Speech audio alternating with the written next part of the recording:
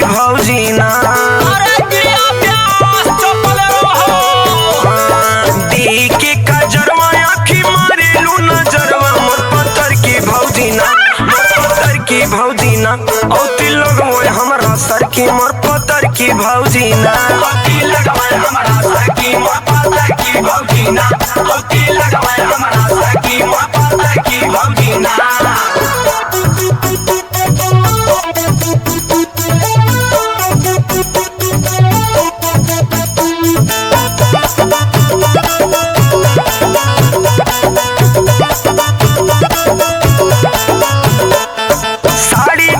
मुंडा सोना कावेलू मीठी मीठी बतिया हो बोली बहकावेलू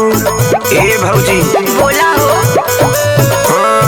साड़ी जालीदार पेनी मुंडा सोना कावेलू मीठी मीठी बतिया हो बोली बहकावेलू सबक सिंगार तोहर देखी हमर अखिया जाला हो फरकीना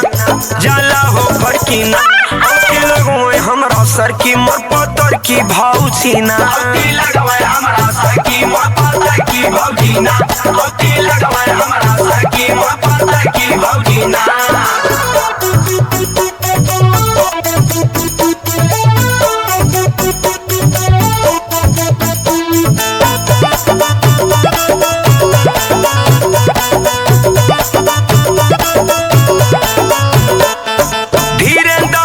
नइखे बाणे घरवा यही से रविंदर के देखावेलू ना खरावा ए भौजी सुनावा धीरेंद्र धाकड़ भैया नइखे बाणे घरवा यही से रविंदर के देखावेलू ना खरावा देखी स्टाइल तोहर के सेठी भैया भइले हो ठरकीना